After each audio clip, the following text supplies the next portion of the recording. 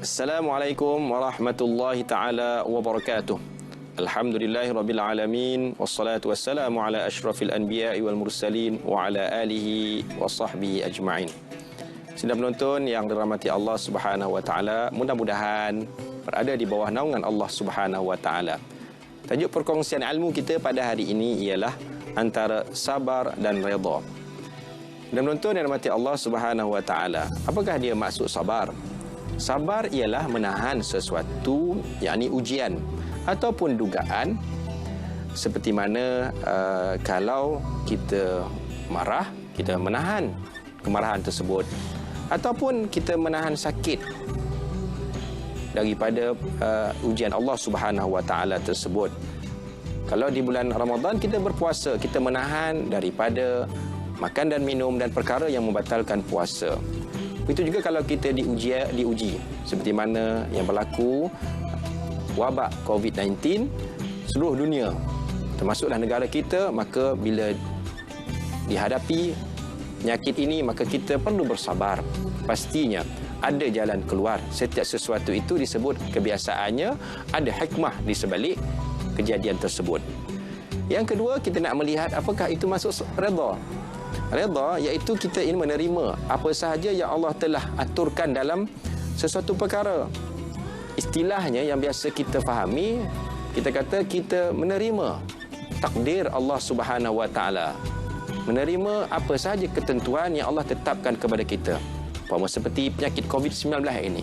Kita menerima apa yang Allah tentukan, tapi dalam keadaan kita menerima, kita perlu berusaha untuk mencari jalan keluar ataupun kesembuhan agar wabak ini tidak berterusan.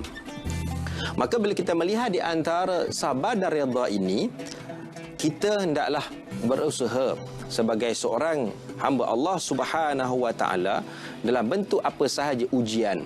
Sekalipun ujian ini kita lebih cenderung menyatakan bahawa ujian itu berbentuk kepada kesusahan, kepayahan, tak ada harta. Sedangkan sekiranya kita ada harta, kaya, senang, itu juga sebagai ujian. Tapi barangkali kita biasa merasakan bahawa ujian itu berbentuk kepada sesuatu yang merumitkan. Tak apa, sebab itulah yang banyak.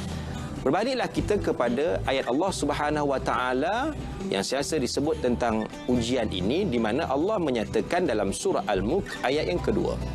A'udzubillahi minasyaitonirrajim. Allazi khalaqal mauta wal hayata liyabluwakum ayyukum ahsanu amala wa huwal azizul ghafur.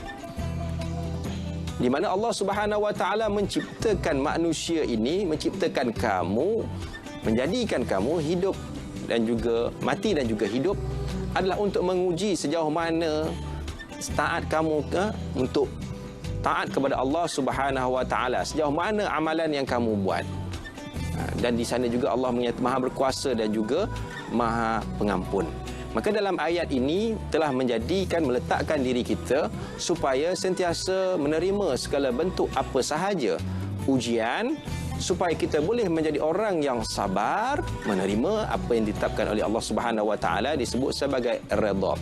Maka di situlah ujian-ujian ini, sekiranya kita mampu untuk memberikan sesuatu yang disebut sebagai usaha kepada untuk mencari jalan keluar, insya-Allah hidup kita ini bukan semata-mata di sini, tetapi kita akan berada di tempat yang lain selepas ini, iaitu di alam kubur, di alam barzakh, dan dibangkitkan Allah, berada kita di alam akhirat, hari kiamat.